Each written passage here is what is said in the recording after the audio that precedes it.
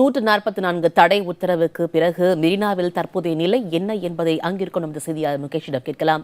முகேஷ், 144 தடைக்கு பிறகு மெரினா கடற்கரையில மக்களின் வருகை எப்படி இருக்கு?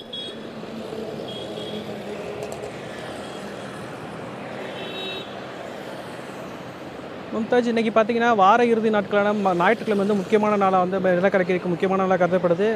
பெரும்பாலும் வந்து நகரின் பல பகுதிகளிலிருந்து இங்கு சென்னை மெரினா கடற்கரைக்கு வருவதற்கு பொதுமக்கள் வந்து ஆர்வம் காட்டி வருகின்றனர். ஆனால் இன்றைக்கி பார்த்தீங்கன்னாக்கா வந்து பொதுமக்களோட வருகை சற்று குறைவாக இருப்பதாகவே அந்த பொதுமக்கள் தெரிவிக்கிறாங்க.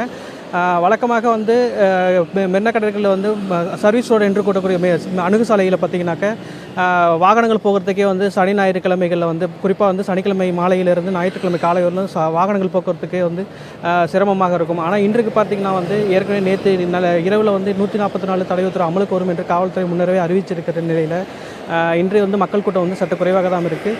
வழக்கமாக இளைஞர்களும் குடும்பத்தினரும் வரக்கூடிய நிலையில் இன்று வந்து பொதுமக்களோட வருகை கம்மியாக இருக்குது.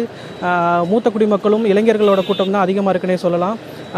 அவங்கள்ட்ட நம்ம தனித்த பேட்டி எடுக்கும்போது என்ன சொல்லியிருந்தாங்கன்னாக்கா, வழக்கமான ஞாயிற்றுக்கிழமைக்கான கூட்டம் கிடையாது, காவல்துறை எடுத்துள்ள ஒரு முன்னெச்சரிக்கை நடவடிக்கைக்கு ஒரு உறுதுணையாக தான் வந்து பொதுமக்களும் தேவையில்லாமல் கடற்கரைக்கு வருவதை தவிர்த்திருப்பதாகவும் தெரிவிச்சிருக்காங்க.